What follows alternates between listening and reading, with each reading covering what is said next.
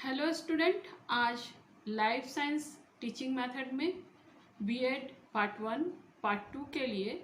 हम लोग फिर से मिल रहे हैं। और पहले हम लोगों ने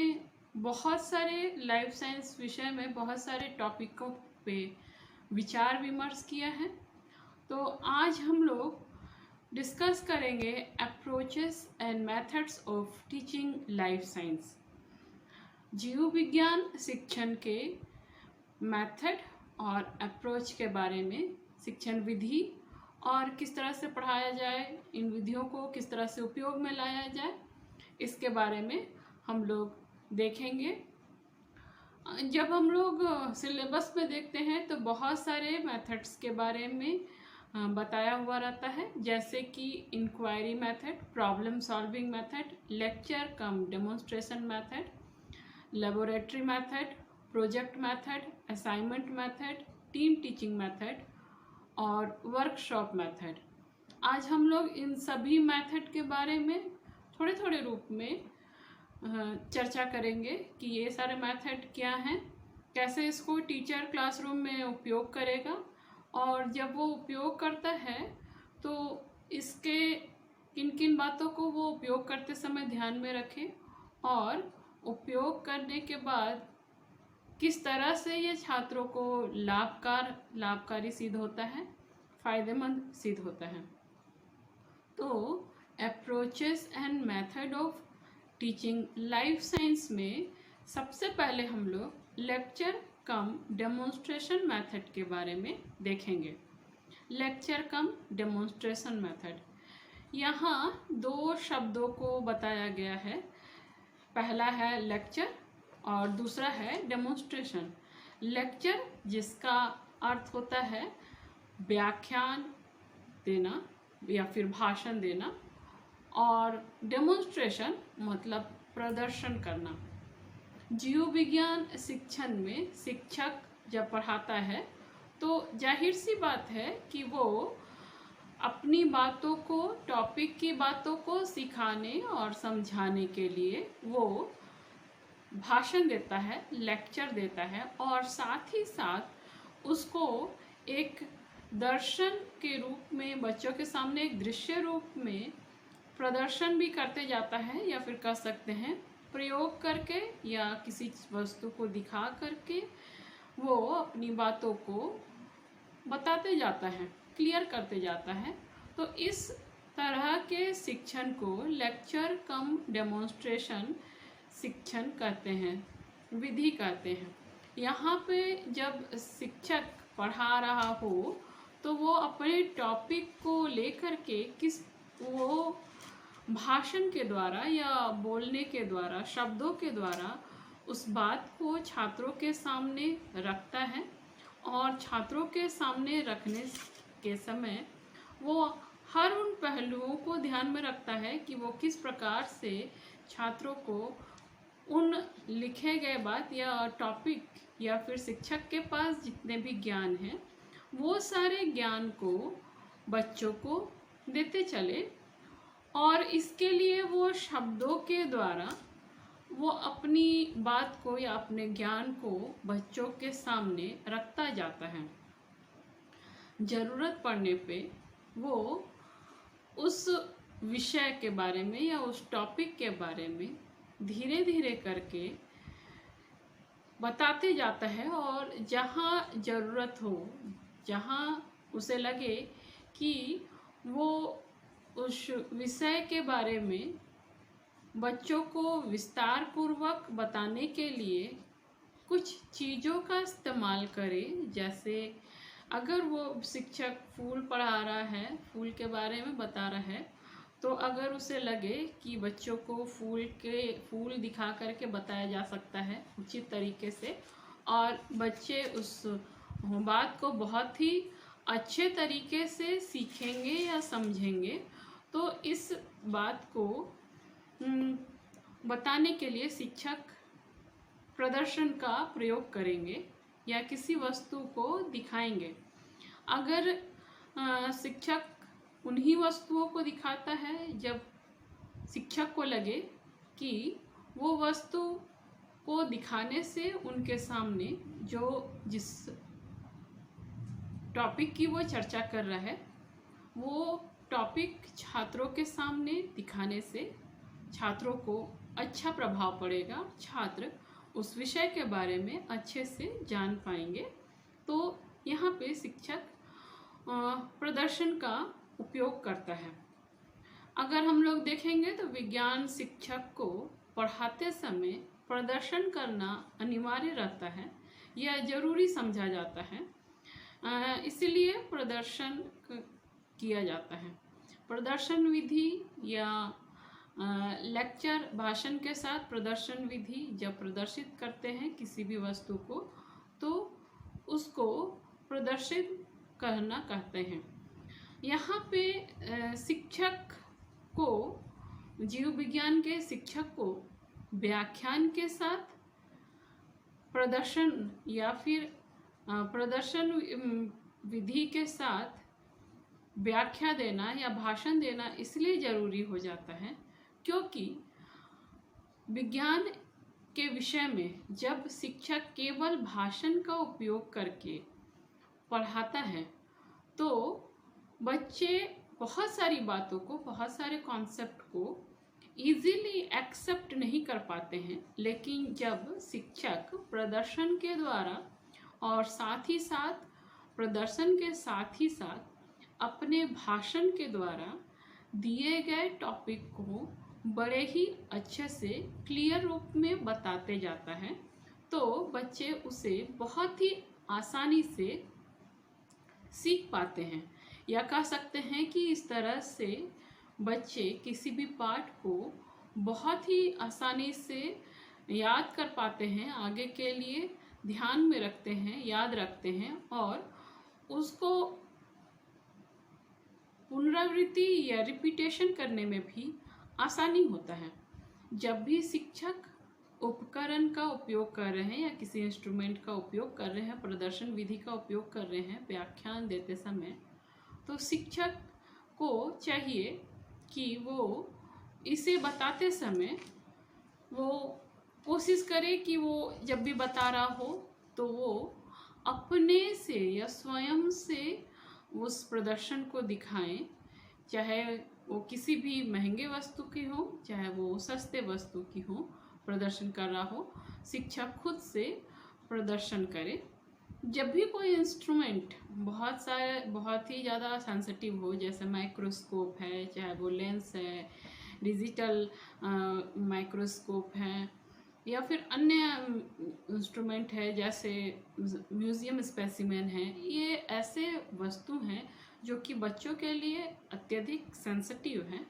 और बच्चों को बताने के लिए शिक्षक को चाहिए कि वो अपने हाथ से या खुद से वो उनको प्रदर्शित करे। अपने हाथ से या खुद से प्रदर्शित नहीं करने से ये संभव है कि छात्रों से वो कीमती वस्तु या वो वस्तु खराब हो सकते हैं, टूट सकते हैं, अन्य सारी बातें हो सकती हैं। तो जब भी शिक्षक व्याख्यान के साथ प्रदर्शन विधि का इस्तेमाल कर रहा हो तो कुछ खास बातों को ध्यान में रखना चाहिए। जैसे कि क्लास शुरू होने से पहले ही जिस टॉपिक को वो लेकर के एक यूनिट प्लान में, एक लेसन प्लान में जिस टॉपिक की वो चर्चा करने वाला है उसके लिए वो पहले से ही क्लास में जाने से पहले से ही वो प्रयोग को या उस डेमोन्स्ट्रेशन को जिसको वो प्रदर्शन करने जा रहा है क्लासरूम के अंदर, उसको वो पूरी रीति से, अच्छे रीति से,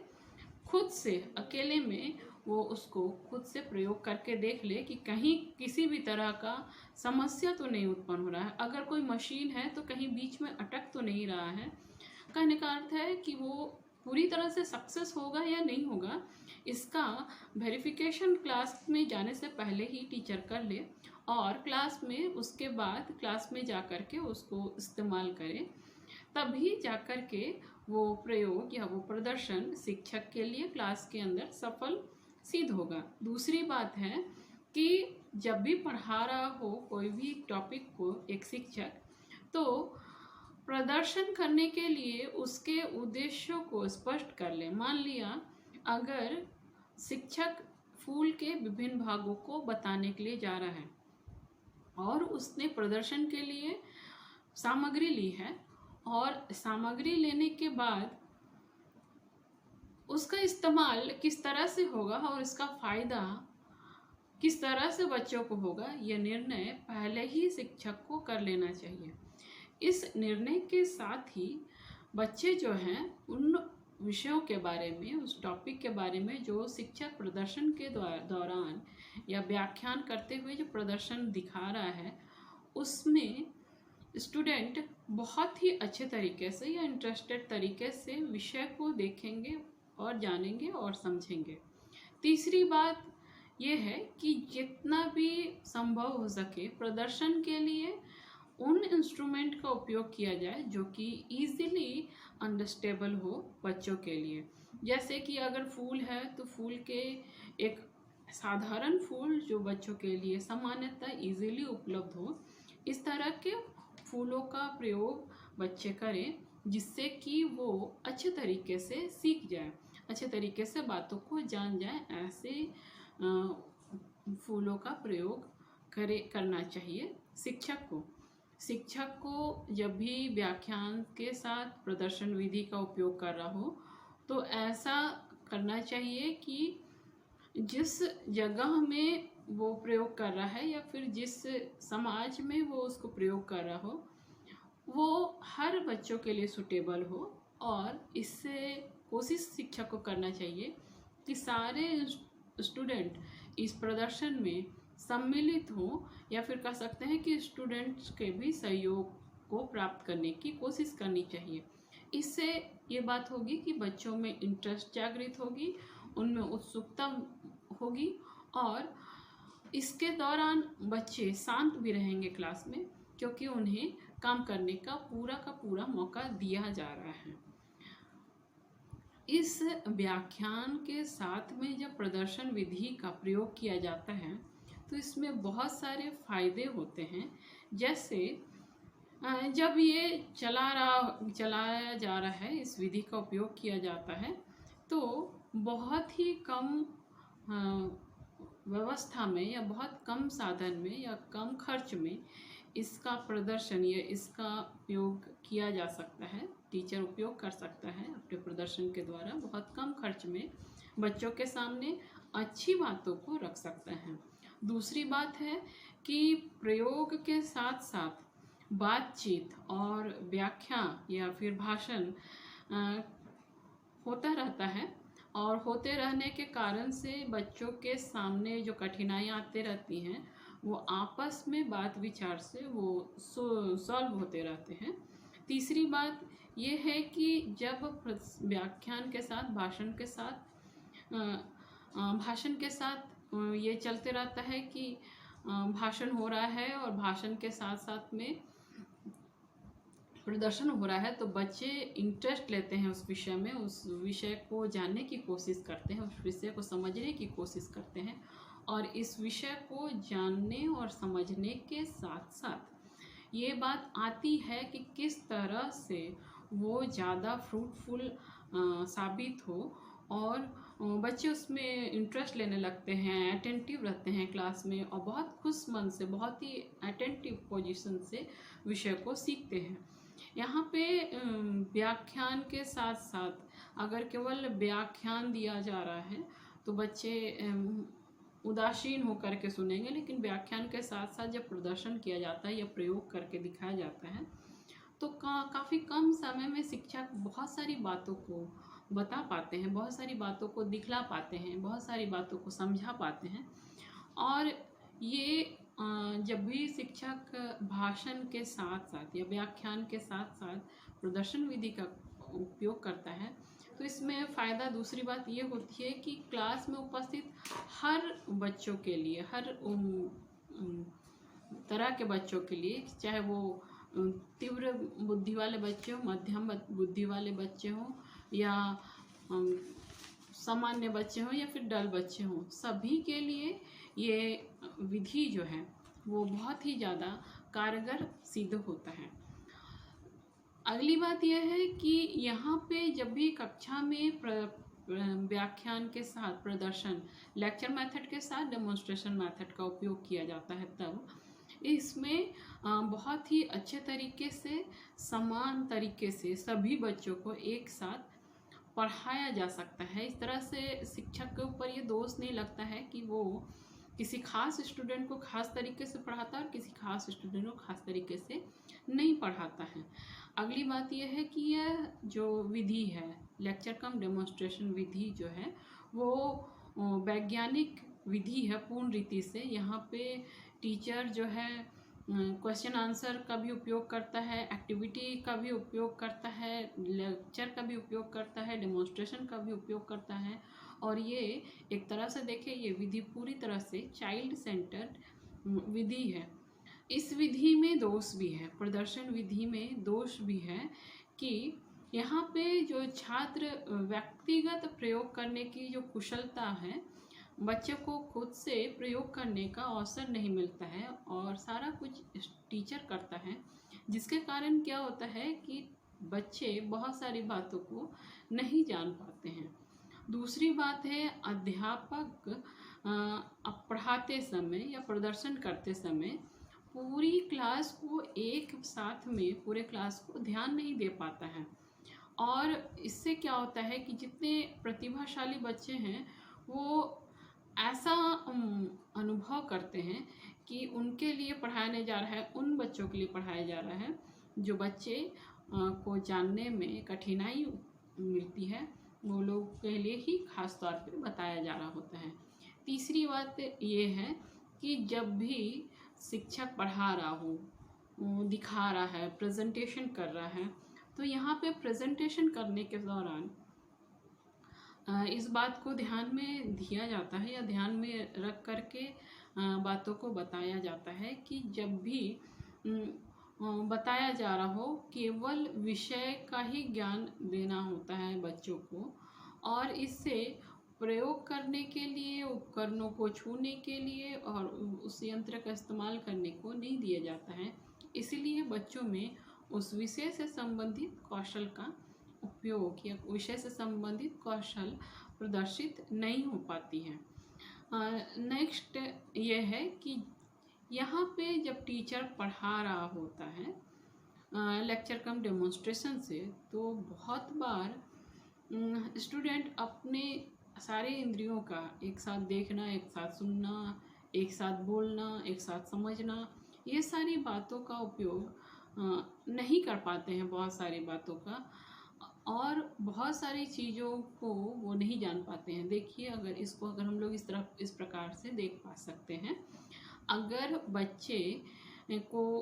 प्रदर्शन विधि दिखाया जा रहा है तो बच्चे देख रहे हैं, सुन रहे हैं और समझ रहे हैं। उसके पास केवल 2 इंद्रियों का उपयोग हो रहा है, आँख और कान। बहुत बार शिक्षक बीच बीच में प्रश्नोत्तर का विधि करता है, तो उसके जीव भी उस सेंस के अंदर में, सेंस ऑर्गन के अंदर में एक्टिविटी करते हैं। लेकिन बहुत बार ऐसा भी होता है कि छूने से जो भी सेंस उसको प्रदान होने चाहिए वो सेंस प्रदान नहीं होते हैं, उसको देखने का, उसको समझने का सेंस नहीं आता है। इसलिए बहुत बार ये सारी बातों का नहीं होने से वो शिक्षण प्रभावशाली नहीं हो पाते हैं। बहुत बार जब भी टीचर प्रदर्शन कर रहे होते हैं तो बहुत सारे स्टूडेंट जो नोटोरियस स्टूडेंट रहते हैं वो क्लास में बदमाशी करते रहते हैं और क्लास को तंग करने की कोशिश करते हैं, और जब टीचर प्रदर्शन कर रहा होता है तो उसके पास ये समय नहीं होता है या वो इस बात पे ध्यान नहीं देते हैं कि किस तरह से स्टूडेंट को हैंडल किया जाए ताकि स्टूडेंट उस बात को और पढ़ाने की ओर ध्यान रहे, ना कि शरारत की ओर। बहुत बार छात्रों की रुचि, कौशल, बुद्धि और कल्पना शक्ति का इस विधि से उपयोग नहीं हो पाता है और इस विधि से वो ज़्यादा विकसित नहीं हो पाते हैं। तो ये तो रहा लेक्चर कम डेमोन्स्ट्रेशन मेथड। अब हम लोग देखते हैं प्रयोगशाला विधि, लेबोरेटरी मेथड। विज्ञान के शिक्षण में लेबोरेटरी का एक अलग ही स्थान है। लेबोरेटरी प्रयोगशाला जिसको कहते हैं वो बहुत ही महत्वपूर्ण है विज्ञान के शिक्षण के लिए, क्योंकि विज्ञान पूरी तरीके से प्रयोग पर ही आधारित है। जहाँ तक बात आती है जीव विज्ञान में, तो जीव विज्ञान का हर विषय, हर टॉपिक एक प्रयोग पे आधारित है। बिना प्रयोग पे जीव विज्ञान का कोई भी टॉपिक या कोई भी स्थिति, कॉन्सेप्ट नहीं बन पाती है। तो अगर हम आज के आधुनिक शिक्षण प्रणाली में देखें तो विज्ञान के लिए, विज्ञान की कक्षाओं के लिए प्रयोगशालाएं बहुत ही ज़रूरी हैं। और प्रयोगशाला ही नहीं, उससे संबंधित जितने भी इंस्ट्रूमेंट होने चाहिए, जितने भी बातें आनी चाहिए, जितने भी सामान्य आनी चाहिए, वो सारी होनी चाहिए। कमरे होने चाहिए प्रयोगशाला के लिए, उपयुक्त वातावरण होने चाहिए जहाँ पे स्टूडेंट्स को प्रेरणा मिले, प्रोत्साहन मिले, ये सारी बातें होनी चाहिए। जब ये सारी बातें होती हैं तभी बच्चे अपनी समस्याओं का हल या प्रयोग को लेकर के प्रयोगशाला में काम करने लगते हैं, और इससे प्रयोगशाला से संबंधित या विषय से संबंधित सारी समुचित ज्ञान बच्चे ले लेते हैं। यहाँ पे जब प्रयोगशाला के बारे में कहा जा रहा है या प्रयोगशाला विधि के बारे में कहा जा रहा है, तो ये स्पष्ट है कि जो भी शिक्षण का काम हो रहा है वो प्रयोगशाला के अंदर हो रहा है, प्रयोगशाला के भीतर हो रहा है। और जितने भी काम हो रहे हैं वो सारे प्रयोगशाला से संबंधित जितने भी इंस्ट्रूमेंट हैं, उस इंस्ट्रूमेंट को लेकर के ये सारे काम हो रहे हैं। अगर देखा जाए तो यहाँ पे जीव विज्ञान से संबंधित ऐसे सामग्री का प्रयोग होना है, ऐसे सामग्री का प्रयोग होना है जो कि बहुत ही इजीली एक कमरे के अंदर मिल जाए। हम प्रयोगशाला में बहुत सारी वस्तुओं का उपयोग कर सकते हैं, या फिर प्रयोगशाला के रूप में बहुत सारी वस्तुओं का या जीव विज्ञान से संबंधित बहुत सारे जगहों का प्रयोग कर सकते हैं। जैसे तालाब, जो आसपास के तालाब हैं, नदी हैं, झील हैं, गार्डन हैं, जंगल है, पहाड़ हैं, कृषि क्षेत्र हैं, जू हैं, ये सारे सभी प्रयोगशाला के अंतर्गत आते हैं, जहाँ बच्चे खुद से जाकर के प्रत्यक्ष रूप से ज्ञान ले सकते हैं। अगर हम देखें तो प्रकृति में जितने भी खुली जगह हैं, चाहे वो कोई भी जगह है, वो सारे प्रयोगशाला का ही एक रूप है। प्रयोगशाला विधि जो है वो अगर हम देखें तो प्रयोगशाला की विधि जो है वो एक तरह से खोज विधि है, खोज का सिद्धांत है, जहाँ पे बच्चों को काम दे दिया जाता है और उस काम को अपने कौशल के द्वारा, प्रयोगों के द्वारा स्टूडेंट करके अपनी खोज के द्वारा प्राप्त तथ्यों पे पहुंचता है, एक प्राप्त परिणाम पे पहुंचता है, और उस परिणाम को वो उल्लेख करता है, एक्सप्लेन करता है, और इस तरह से वो बहुत सारी बातों को जानता है। जब वो बच्चा प्रयोगशाला में उपस्थित होकर के बहुत सारी बातों को खोजता है, अपने कॉन्सेप्ट को खोजता है, और बहुत सारी बातों को देखता है, समझता है, तो ये जाहिर सी बात है कि बच्चे जो है वो इससे, खोज से अपने प्रयोग को, अपनी बातों को सिद्ध करने की कोशिश करते हैं और बहुत सारी बातों को जानते हैं। यहाँ जब प्रयोगशाला विधि का प्रयोग किया जा रहा है, शिक्षक जहाँ उपस्थित रहते हैं, बच्चे कार्य कर रहे होते हैं, तो कुछ बातों को ध्यान में रखना चाहिए। जैसे कि बालक का जो मन है वो, अगर हम उस बच्चे को क्लासरूम में, प्रयोगशाला में, तो ये ज़रूर से देखना चाहिए कि बच्चा प्रयोग करते समय किस बात पे ध्यान दे रहा है। क्या वो प्रयोग पे पूरी तरीके से ध्यान दे रहा है या प्रयोग से बाहर किसी बात पे ध्यान लगाए हुए हैं। दूसरी बात, अगर बच्चों को प्रयोग करने के लिए दिया जा रहा है तो पूरी तरह से शिक्षक पूरी तरह से सोच समझ करके, योजना बना करके, व्यक्तिगत तौर पे या फिर सामूहिक तौर पे अगर ज़रूरत है तो प्रयोग करने की अनुमति बच्चों को दे। दूसरी बात है कि बच्चे को जब भी वो काम करने के लिए दे रहा है तो वो खुद से कर सके, इस तरह का काम करने को शिक्षक को देना चाहिए, ताकि बच्चे सावधानी से सारे काम को ठीक ठीक करके अपने काम को ख़त्म कर सकें। तीसरी बात है कि जो भी प्रयोग है वो खास समय सीमा के अंदर पूरा कर देने की बात होनी चाहिए। ऐसा नहीं हो कि वो एक प्रयोग को, जो कि 10 या 15 मिनट, 20 मिनट, 25 मिनट लगता हो, मान लिया जाए वो 25 मिनट लगता हो, बच्चा उसे 1.5 घंटा में कर रहा है, कभी उससे ख़राब हो जा रहा है, कभी उससे कुछ हो जा रहा है। तो ऐसा नहीं होना चाहिए। शिक्षक को चाहिए कि वो इस प्रकार से प्रयोग करने से पहले इस प्रकार से स्टूडेंट को डेमोन्स्ट्रेट करे कि बच्चों में होने वाली जो गलतियां हैं प्रयोग के दौरान ये ना हो, और बच्चे बहुत ही अच्छे तरीके से प्रयोग करें। जहाँ तक संभव हो प्रयोग का जो सीमा है या जितने भी सावधानी बरतनी है, जितने की बातें हैं, वो सारी सीमाएं बच्चों को पता हो, और उसको ध्यान में देते हुए बच्चे उस बात को बनाएं, उस बात को पूरा करें। तीसरी बात है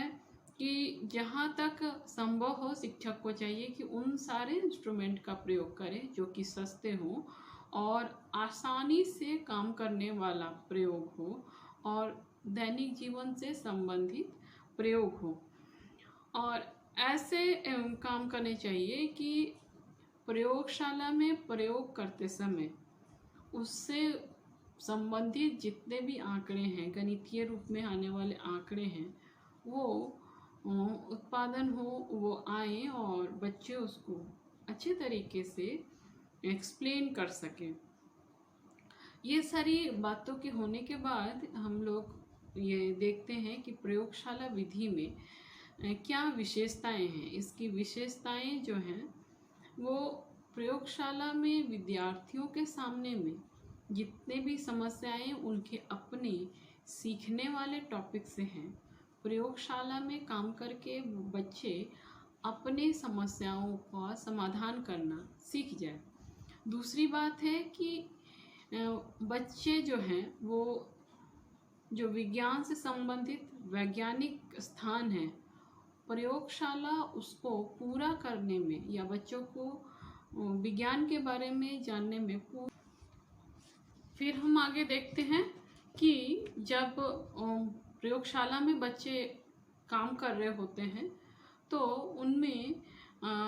जो पढ़ाए गए टॉपिक्स हैं उसके जो कॉन्सेप्ट हैं, रूल एंड लॉज हैं जो, और जितने भी नॉर्मल बातें हैं उसकी, वो प्रयोग करने के द्वारा बच्चे उस विषय के बारे में बहुत कुछ जान जाते हैं। प्रयोगशाला से विद्यार्थी के पास, स्टूडेंट के पास जो भी नॉलेज है, और भी नॉलेज उनके पास इकट्ठे हो जाते हैं, और उससे संबंधित टॉपिक से संबंधित जितने कॉन्सेप्ट हैं, जितने टर्म्स एंड कंडीशन हैं, जितने लॉज हैं, उसके बारे में और भी अच्छे तरीके से बच्चे जान पाते हैं। प्रयोगशाला के जो भी कौशल हैं, जो भी व्यवहार हैं, जो स्किल हैं, वो बच्चों में डेवलप हो जाते हैं। प्रयोगशाला के उपयोग से या प्रयोगशाला विधि से बहुत कुछ सीखने को, जानने को मौका मिलता है, या फिर कह सकते हैं कि प्रयोगशाला विधि के अपने बहुत सारे गुण हैं। यहाँ पे बच्चे जो है खुद से करके देखते हैं, खुद से समझते हैं, पढ़ाई जाने वाली बातों को खुद से जान पाते हैं, एनालिसिस कर पाते हैं विषय को। और यहाँ पे प्रयोगशाला विधि के द्वारा बच्चे बहुत सारे इंस्ट्रूमेंट का खुद से उपयोग करते हैं और खुद से प्रयोग करते हैं, और जितने भी इंस्ट्रूमेंट है उसको खुद से छू के देखना, उसके बारे में अच्छी जानकारी हासिल करना, ये सारी बातें इस दौरान हो जाता है। बच्चे अच्छे तरीके से विषय को सीख पाते हैं, समझ पाते हैं। जबकि बच्चे जब केवल बुक से पढ़ते हैं तो बहुत सारी बातों को नहीं जान पाते हैं, नहीं समझ पाते हैं, और उसके दौरान में बच्चे के पास में बहुत सारे कॉन्सेप्ट अधूरे ज्ञान के साथ रह जाते हैं। यहाँ पे बहुत सारा बात यह है कि इस विधि से बच्चे में जो भी आवश्यक विशेषता, या फिर कह सकते हैं कि जितने भी उनके अपने विचार हैं, थिंकिंग है, इस विधि से पूरे हो जाते हैं। यहाँ पे इस विधि से दोष ये है कि यहाँ पे बहुत सारे प्रयोगशाला में विधि बहुत बार कम खर्चीला होने के बजाय बहुत ज़्यादा खर्चीला हो जाता है। इंस्ट्रूमेंट स्कूल के पास कम हो जाते हैं, बहुत सारी बातें आ जाती हैं। तो यहाँ भारत जैसे देश के लिए ये प्रयोगशाला विधि में पढ़ाना महंगा साबित होता है। इस विधि में समय का बहुत ही नुकसान होता है। जिस कम समय में जिस टॉपिक को एक शिक्षक प्रयोगशाला विधि के अपेक्षा लेक्चर कम डेमोन्स्ट्रेशन से पढ़ा रहा हो, तो वो बहुत सारी बातों को बहुत जल्दी ख़त्म कर सकता है, बजाय इसके कि वो प्रयोगशाला विधि से बच्चे खुद से करके देख रहे हों। यहाँ पे जो भी पाठ्य विषय है या फिर कह सकते हैं कि जो भी पाठ्य वस्तु है, वो पढ़ाते समय में स्टूडेंट उस बात को समझने के लिए ऐसे प्रयोग होते हैं जिसको कि समझना बच्चों के लिए मुश्किल होता है, और बच्चे उस प्रयोग के अंदर कहीं उलझ से जाते हैं, केवल प्रयोग के अंदर रह जाते हैं। उससे उनको क्या सीखने को मिल रहा है उसके बारे में वो ज़्यादा कुछ नहीं जान पाते हैं, नहीं सीख पाते हैं। यहाँ ये देखने को मिलता है। दूसरी बात ये भी है, देखने को आती है कि यहाँ पे बहुत बार बच्चे विषय के द्वारा बहुत सारी बातों को, समस्याओं को खुद से सफलतापूर्वक हल कर लेते हैं, लेकिन बहुत बार बच्चे ये सारी बातों को नहीं समझ पाते हैं, प्रयोग के द्वारा नहीं समझ पाते हैं और अपनी समस्याओं में कहीं ना कहीं उलझ के रह जाते हैं। ये जो प्रयोगशाला विधि है वो वस्तुतः देखने को मिलता है कि ये जो टॉपिक है वो बच्चों के सामने आमने सामने या सापेक्ष प्रेजेंट रखा हुआ है। इससे जो सामाजिक आवश्यकताएं हैं, जैसे सहयोग है, डेवलपमेंट है, खोज है, ये सारी बातों का इनकरेजमेंट प्रयोगशाला विधि लेबोरेटरी मेथड के द्वारा कंप्लीट नहीं हो पाता है। प्रयोगशाला विधि में, लेबोरेटरी मेथड में ये भी देखने को आता है कि छात्रों के लिए जो योजना बनाते हैं, कार्य और निरीक्षण करने वाली बातें होती हैं, यहाँ इन सारी बातों में टीचर का जो भी इम्पोर्टेंट टाइम होता है वो बच्चों को जितनी कम समय में लेक्चर कम डेमोन्स्ट्रेशन मेथड में बता पाता है, प्रयोगशाला विधि में शिक्षक जब एक बार बता देता है, उसके बाद केवल जब उसे निरीक्षण करना होता है बच्चों का कि वो प्रयोगों को ठीक तरीके से कर रहे हैं कि नहीं कर रहे हैं, कितनी बातें समझ रहे हैं नहीं समझ रहे हैं, तो यहाँ पे बहुत सारा समय जो है एक टॉपिक के पीछे खत्म हो जाता है। शिक्षक अपनी बातों को या जितनी बातें को पढ़ाना होता है वो नहीं पढ़ा पाते हैं। तो इस तरह से प्रयोगशाला विधि जितना लाभकारी है, उतना अगर देखा जाए तो उतना हानिकारक भी है। अब हम लोग आते हैं इंक्वायरी मेथड में, जिसको हम लोग अन्वेषण प्रणाली हिंदी में कहेंगे। बहुत जगह इसको ह्यूरिस्टिक मेथड भी कहते हैं। विज्ञान के रूप में देखा जाए तो यहाँ पे सीखना जो है, लर्निंग जो है, वो अनुभव के आधार पर होता है। अनुभव जब प्राप्त करते हैं तो बहुत सारी बातों को जानने, सीखने और समझने का मौका मिलता है, या फिर कह सकते हैं व्यवहार में परिवर्तन होता है, और उस व्यवहार में परिवर्तन होने के बाद या कह सकते हैं सीखने के द्वारा या क्रिया या अनुभव के आधार पे जो परिणाम निकलता है उसी के आधार पर सीखना होता है, या उसी के आधार पे किसी भी बात को हम लोग स्थायित्व रूप में सत्यापित कर पाते हैं और एक नई बात को देख पाते हैं। जहाँ लेक्चर मेथड की बात हो रही है, डेमोन्स्ट्रेशन मेथड की बात हो रही है, तो वो टीचर लेक्चर देता है और डेमोन्स्ट्रेट करता है, जबकि अगर इंक्वायरी मेथड की बात हो रही है तो यहाँ पे टीचर जो है वो एक स्थान पे गौण हो जाता है, और जितना भी काम है, खोज करने की बात है, पढ़ने की बातें हैं,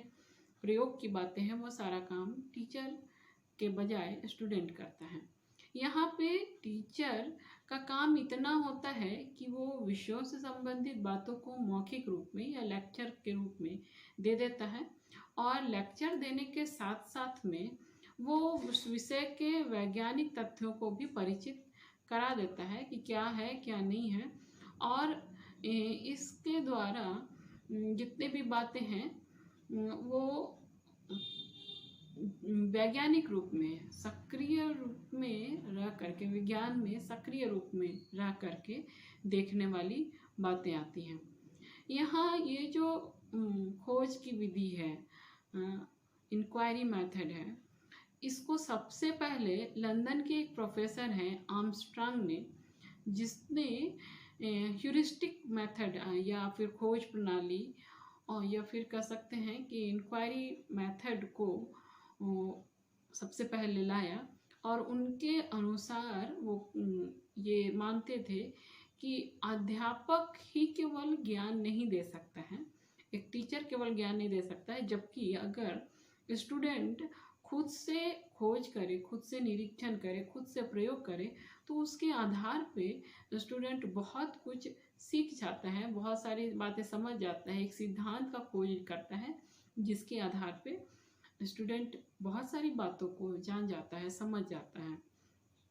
इस प्रकार से अगर देखा जाए तो स्टूडेंट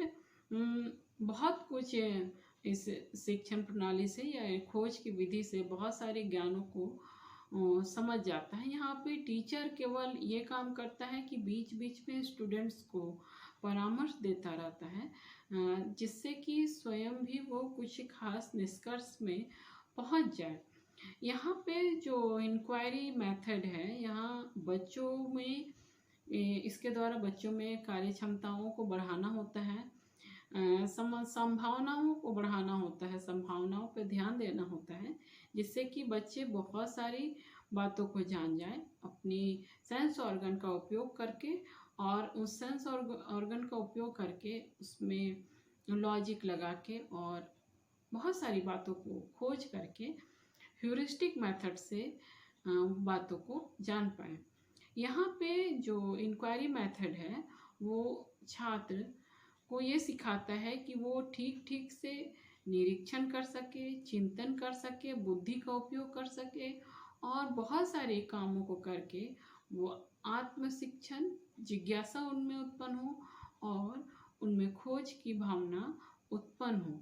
अगर हम लोग इस अन्वेषण प्रणाली को अगर एक टीचर के रूप में क्लास में रन करना चाहें तो इसे बड़े ही आसानी तरीके से एक शिक्षक रन कर सकता है। इसके लिए उसे काम ये करना होगा कि स्टूडेंट को या एक स्टूडेंट को ग्रुप बनाना होगा, और स्टूडेंट को वो एक असाइनमेंट के रूप में किसी भी टॉपिक को दे देगा, और उस टॉपिक को देने के बाद वो ये भी बता देगा कि किस तरह से इस टॉपिक में कौन कौन सी बातों को खोज करना है, कैसे कैसे तथ्यों को, जितने कितने टॉपिक्स को, कितने कॉन्सेप्ट को खोजना है, अपने जितने ग्रुप में जितने मेंबर हैं, जितने उनके मित्र हैं, स्टूडेंट के मित्र हैं, उनको किस तरह से कामों को बताना है, विचार विमर्श करना है, और किस तरह से हर छात्र के लिए एक एक काम को सौंप देना है। ये सारी बातें एक टीचर बच्चों के जो ग्रुप बनाया हुआ था उन ग्रुप में दे देते हैं। हर ग्रुप को एक एक अलग अलग काम या एक काम दे दिया जाता है। जैसे कि मान लीजिए किसी क्लास में किसी मेंढक का जीवन चक्र है, लाइफ साइकिल है, उसके ऊपर अध्ययन करने के लिए एक समस्या के रूप में स्टूडेंट के सामने टीचर रख देता है। अब क्या होगा कि जब भी टीचर इस तरह के काम को कर रहा होगा, तो यहाँ पे जब भी वो उस काम को कर रहा होगा तो ये देखने वाली बातें होंगी कि किस तरह से बच्चे काम कर रहे हैं, लाइफ साइकिल में निरीक्षण जो कर रहे हैं मेंढक की, तो कैसे कर रहे हैं। सबसे पहले वो उसके मेंढक के हर कॉन्सेप्ट को देखेगा, कैसे बढ़ता है, किस किस स्टेज में जाता है, कैसे उसके हर स्टेज में, एक से लेकर के मैच्योरिटी स्टेज में उसके शरीर के अंदर किस किस प्रकार के कितने तरह के बदलाव आते हैं और उस बदलाव को एक रिपोर्ट के रूप में कागज में लिखता जाएगा और उसके आधार पे वो एक रिपोर्ट तैयार करेगा और फिर लास्ट में एक जगह बैठेगा और बैठने के बाद जितने भी कॉन्सेप्ट या फिर कह सकते हैं कि जितने भी प्रयोग या कॉन्सेप्ट अनुभव या फिर निष्कर्ष निकाला है उसके आधार पे सब कोई अब एक जगह में बैठ करके उसके बारे में डिस्कशन करेंगे और डिस्कशन करने के बाद जो सर्च निकाले हैं कि किस तरह से एक मेंढक का लाइफ साइकिल चलता है उसके बारे में चर्चा करेंगे और एक तरह से देखा जाए तो एक नया अनुभव स्टूडेंट को मिलेगा इस तरह से सर्च करने के बाद। और इस तरह से सर्च करने के बाद जो नया अनुभव मिलेगा इससे स्टूडेंट पूरी तरह से सेटिस्फाइड रहेंगे, खुश रहेंगे कि उन्होंने वाकई में कोई अच्छा काम किया है, जानकारी का काम किया है। यहाँ पे बच्चे जब इस तरह से काम करते हैं तो उनमें बहुत ज़्यादा खोज के लिए, अपने होने वाले खोज के लिए बहुत ज़्यादा रुचि उत्पन्न हो जाती है। निरीक्षण करने का एक आइडिया उत्पन्न हो जाता है, परीक्षण करने का आइडिया हो जाता है, सोचने का बहुत सारा आइडिया होता है कि इसके बाद क्या होगा, यहाँ ऐसा क्यों हो रहा है, किस लिए हो रहा है। इस तरह से एक परिकल्पना जैसा बनाएंगे और निष्कर्ष निकालेंगे। इस तरह से वो उनमें निरीक्षण करने की शक्ति, तर्क करने की शक्ति, विवेक करने की शक्ति, हर कॉन्सेप्ट को एक जगह इकट्ठा करने की शक्ति, निष्कर्ष करने की शक्ति, परिणाम निकालने की शक्ति, इस तरह की क्षमता, इस तरह की शक्ति की क्षमता स्टूडेंट्स में उत्पन्न होगी। यहाँ पे जो इंक्वायरी मेथड का रोल है वो टीचर की अपेक्षा स्टूडेंट का बहुत ज़्यादा रोल है। यहाँ पे देखा जाए तो टीचर अगर ये कर रहा है तो होना ये चाहिए कि टीचर को बहुत ही होशियार होना चाहिए, जिसको कह सकते हैं प्रतिभाशाली हो और बहुत ही संवेदनशील, सेंसिटिव हो, ताकि हर कॉन्सेप्ट को, हर छोटी छोटी कॉन्सेप्ट को, बच्चों में होने वाले बदलाव को, बच्चों में जो भी डिफरेंसेस दिख रहे हैं उसमें वो उस बारे में जान जाए, समझ जाए। यहाँ पे जब बच्चों में जिस तरह से बातों को खोजना हो रहा है तो टीचर में कुछ ऐसी बातों को होने चाहिए, जैसे कि शिक्षक ऐसा होना चाहिए कि छात्रों में रुचि उत्पन्न कर सके, छात्रों की अवस्था, आयु, योग्यता के अनुरूप वो समस्याओं को स्टूडेंट के सामने रख सके और उनको उनके निराकरण या वो किस तरह से सॉल्व करते हैं हर प्रॉब्लम को, उस तरह से बातों को रखने के लिए देना चाहिए, ताकि वो जो भी काम कर रहे हो वो सफल हो। दूसरी बात यह है कि टीचर को अपने विषय में पूरा पूरा ज्ञान होना चाहिए। पूरा पूरा ज्ञान होने से बात ये आती है कि टीचर कभी भी स्टूडेंट को बहुत ही अच्छी तरीके से नॉलेज दे सकता है, उसका मार्गदर्शन, एक स्टूडेंट का मार्गदर्शन कर सकता है। लाइफ साइंस के टीचर में खोज करने के गुण होने चाहिए हर तरीके से, और इस गुण ही क्यों होने के कारण से वो बच्चों में को जब वो काम देगा तो उससे उसमें बच्चों में जिज्ञासा, रुचि, उत्साह, वैज्ञानिक प्रवृत्ति का डेवलपमेंट होगा, क्योंकि टीचर के पास खुद ही ऐसी प्रवृत्ति होगी। अगर ऐसी प्रवृत्ति अगर टीचर के पास नहीं होगी तो वो बच्चों को इनकरेज नहीं कर सकता है, उसमें रुचि, जिज्ञासा विषय के लिए नहीं दे सकता है। यहाँ पे और भी देखने वाली बातें हैं कि जब भी टीचर इस तरह से काम कर रहा हो तो जब छात्रों को प्रश्न दे करके उसकी कठिनाइयों को दूर करना चाह रहा हो तो शिक्षक को भी चाहिए कि जो प्रश्न वो अराइज कर रहा है उसका उत्तर शिक्षक के पास हो। स्टूडेंट से पहले ही वो जान जाए कि स्टूडेंट जो काम कर रहे हो वो काम का हल या उत्तर क्या मिलेगा। या फिर कह सकते हैं कि विज्ञान के अध्यापक के लिए विज्ञान के विकास का या फिर डेवलपमेंट के लिए जिज्ञासा या कौतूहल स्टूडेंट से ज़्यादा टीचर में हो, तभी वो बहुत ही अच्छे तरीके से इंक्वायरी मेथड को क्लासरूम में चला सकता है। टीचर छात्रों के, स्टूडेंट्स के जो भी प्रॉब्लम्स है उसको समझे और स्टूडेंट के प्रति पूरी रीति से सहानुभूति रखे, और पूरी रीति से स्टूडेंट का सहयोग करे। ऐसा ना हो कि टीचर जब इंक्वायरी मेथड के द्वारा पढ़ा रहा हो तो जब भी वो पढ़ाए तो ऐसा ना हो कि वो थोड़ा सा गंभीर हो बच्चों के साथ बात करने में, या बच्चे अगर कोई समस्या बता रहे हो तो उसका सॉल्यूशन टीचर के पास ना हो। ऐसी बातें नहीं होनी चाहिए। और ऐसा हो कि टीचर खुद ही सेल्फ कॉन्फिडेंस ज़्यादा हो और पूरी रीति से अपनी बातों को प्रेजेंट करने का उसमें योग्यता हो, तो ही एक टीचर बड़े ही अच्छे तरीके से अपनी बात को बता सकते हैं, दिखा सकते हैं। यहाँ पे जो इंक्वायरी मेथड का गुण है, क्वालिटी है, वो इस प्रकार से है कि ये जो इंक्वायरी मेथड है वो बाल मनोविज्ञान के एकदम अनुकूल है, क्योंकि इसमें छात्रों का आत्मक्रिया, या फिर कह सकते हैं कि वो खुद से जब वो करते हैं तो उसके द्वारा वो उनको बहुत कुछ सीखने को मिलता है। इस प्रणाली से, इस मेथड से छात्रों में वैज्ञानिक का प्रवृत्ति का उजागर होने का मौका मिलता है। बच्चे इस विधि से खोज करने की, भूल सुधार करने की और उचित निर्णय लेने के लिए सदा उत्सुक रहते हैं और बहुत सारे कामों को बहुत ही अच्छे तरीके से करते हैं। और भी बातें ऐसी आती हैं कि इस क्रिया के द्वारा बच्चों में आत्मविश्वास डेवलप होता है, आत्मनिर्भरता डेवलप होता है, आत्मनिष्ठता डेवलप होता है। इसमें बच्चे जो हैं परिश्रम करने वाले होते हैं खोज विधि के द्वारा, और बहुत सारे कठिन कामों को करने में अपने आप को सक्षम पाते हैं। इस प्रणाली के द्वारा जब छात्र अध्यापक जो है छात्रों पे व्यक्तिगत रूप से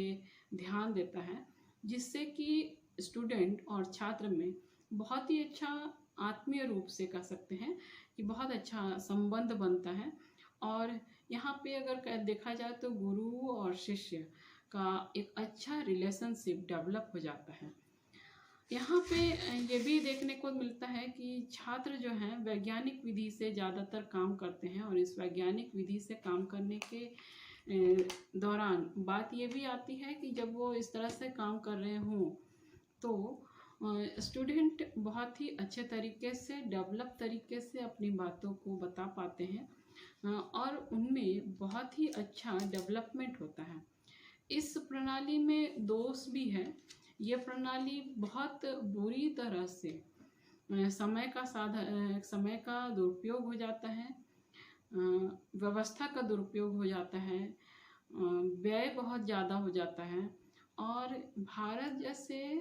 विकासशील देश के लिए ये ज़्यादातर व्यवहारिक नहीं हो पाता है, क्योंकि यहाँ पे उत्तम प्रयोगशाला नहीं है, बहुत ही ज़्यादा इंटेलिजेंट या प्रयोग करने वाले, खोज करने वाले टीचर नहीं मिलते हैं आसानी से, जिसके उनमें खोज करने का कल्पना हो और वो बच्चों को अच्छे तरीके से मार्गदर्शन दे सके। इस विधि में जब छात्र को क्लास में खोज करने के लिए दिया जाता है तो हमारे यहाँ स्कूलों में बहुत ज़्यादा एक कक्षा में छात्र होते हैं। जब इस तरह से छात्र होते हैं तो समस्या ये होती है कि बच्चों को जब हम इंक्वायरी मेथड में काम करा रहे होते हैं तो कुछ ही छात्रों को या फिर छोटे छोटे समूहों को लेकर के सिखा रहे होते हैं। जब इंक्वायरी मेथड में इस तरह की बातें आ जाती हैं तो यहाँ ये देखने को मिलता है कि बच्चों के लिए वो सारे बातें बहुत ही अच्छे तरीके से नहीं हो पाते हैं, गड़बड़ हो जाते हैं, प्रॉब्लम आ जाते हैं और बहुत सारी ऐसी समस्याएं होती हैं। यहाँ पे बच्चों को बड़े कक्षाओं, बड़े संख्या होने के कारण इंक्वायरी मेथड लगभग टीचर अगर चाहे, बहुत ही ज़्यादा इंटेलिजेंट हो, तब भी वो उस तरह से काम नहीं करा पाते हैं। छोटी कक्षाओं में या फिर कह सकते हैं कि निचले कक्षाओं में, मैच्योरिटी लेवल से कम वाले कक्षाओं में इंक्वायरी मेथड से पढ़ाना संभव नहीं होता है, क्योंकि वहाँ पे बच्चों में सीमित ज्ञान ही होता है और उनसे हम लोग ये नहीं सोच सकते हैं कि वो बहुत ज़्यादा मेहनत करके या बहुत ज़्यादा खोजबीन करके अपनी पढ़ाई को देख पाएंगे। ये केवल और केवल बड़े बच्चों के लिए ही सुविधाजनक होती है। इस प्रणाली में डेवलपमेंट, स्टूडेंट में जो होने वाली डेवलपमेंट होनी चाहिए शिक्षा से संबंधित, वो बहुत धीरे होती है और धीरे होने के कारण से बच्चे जल्दी से बातों को नहीं कैच कर पाते हैं, बहुत लंबा हो जाता है और वो जल्दी से नहीं सीख पाते हैं, जिसके कारण होता है कि ये प्रणाली जो है इसमें बहुत धीरे धीरे काम होता है और जो सिलेबस है वो सही समय पे कंप्लीट नहीं हो पाता है। यहाँ पे जो खोज प्रणाली है उसकी सफलता इस पे डिपेंड करती है कि अच्छे बुक्स हों, और अगर अच्छे बुक्स नहीं हैं तो इंक्वायरी मेथड में बहुत सारी समस्याएं आती हैं। अगर टेक्स्ट बुक जो है वो अगर अच्छे तरीके का नहीं हो तो टीचर भी बहुत ज़्यादा मेहनत करते हैं इंक्वायरी मेथड को रन करने के लिए क्लास में, और जिससे बहुत बार ऐसा होता है कि उनका जो मेहनत है वो सक्सेस नहीं हो पाता है, इसलिए टीचर उसमें रुचि नहीं लेता है, उसमें क्षमता और शक्ति में कमी आ जाती है और इस कारण से स्टूडेंट भी पढ़ाई में रुचि नहीं लेते हैं, उनकी क्षमता और शक्ति में भी कमी आ जाती है। इस प्रणाली से ये भी होता है कि अगर इसकी सफलता के लिए अगर बहुत सी ज़्यादा अच्छे टीचर को लेकर के काम कराया जा रहा हो तो यहाँ पे छात्र ऐसे होने चाहिए कि बहुत ही इंटेलिजेंट हो, जो कि हर बातों को, हर कॉन्सेप्ट को समझ पाए। अगर किसी क्लास में या किसी स्कूल में अगर इस तरह के छात्र और इस तरह के टीचर नहीं हैं तो इस तरह के इंक्वायरी मेथड से पढ़ाने में या इंक्वायरी मेथड रन होने में समस्या होगी। अगली बात यह है कि जब भी वैज्ञानिक अध्ययन या इंक्वायरी मेथड से काम हो रहा हो तो इस इंक्वायरी मेथड से बहुत ही ज़्यादा समय लगता है वैज्ञानिक अध्ययन में, या फिर उसके जितने भी प्रयोग हुए हैं उसके डाटाज आए हैं और उसके अब उसका इंटरप्रिटेशन करना है, उसको कैलकुलेशन करना है, तो इन सारे कामों में बहुत ज़्यादा समय लगते हैं। और बहुत बार ऐसा होता है कि समय लगने के कारण स्टूडेंट अपना एफर्ट पूरी रीति से नहीं दिखा पाते हैं, टीचर अपने एफर्ट नहीं दिखा पाते हैं। बहुत बार ऐसा होता है कि जल्दी जल्दी में काम करने होते हैं जिसके कारण जितने भी कैलकुलेशन है वो ठीक रीति से नहीं होते हैं। इस कारण से जो भी काम है वो अधूरा रह जाता है और जो केवल ये सारे जितने भी काम इंक्वायरी मेथड से होने वाले काम हैं वो केवल विज्ञान का खोज या चमत्कार ऐसा ही काम कहने भर को रह जाता है। इसमें कोई भी व्यवहारिकता या वास्तविकता नहीं हो पाती है, काम ठीक रीति से नहीं हो पाता है और ये सफल भी नहीं हो पाता है। तो यहाँ ऐसे बहुत सारे प्रॉब्लम्स अराइज होते हैं इंक्वायरी मेथड में। तो इंक्वायरी मेथड में जब टीचर काम कर रहा होता है तो इन सारी बातों को ध्यान में रखना होता है। टीचर को चाहिए जब भी कर रहा हो भारतीय परिप्रेक्ष्य में कि वो छोटे छोटे कॉन्सेप्ट में ही केवल बच्चों को खोज करने के लिए ही प्रेरित करने के लिए किसी एक टॉपिक पे काम कराए, जिससे कि बच्चे इंक्वायरी मेथड को समझ जाए, उसके द्वारा खोज करने की विधि को जान जाए। और जितने बच्चे वैज्ञानिक प्रवृत्ति के हैं या फिर भविष्य में वैज्ञानिक बनने के लिए उनमें इनहेरेंट एबिलिटी है, वो इस दौर पे आगे को चल के कुछ ना कुछ इंक्वायरी करने के लिए सक्षम हो जाए। इस ओर भी शिक्षक प्रयास करने के लिए किसी एक टॉपिक पे काम कर सकते हैं या करा सकते हैं। इससे फ़ायदा ये होता है कि टीचर बहुत ही अच्छे तरीके से काम करा सकता है या फिर काम कर सकते हैं। तो आज हम लोग 3 टीचिंग मेथड के बारे में देखे। Lecture cum demonstration method, laboratory method और तीसरा है इंक्वायरी मेथड। कुछ और मेथड जो इस यूनिट में है उसके बारे में अगले वीडियो में फिर से हम लोग मिल करके जानेंगे। तब तक के लिए थैंक यू।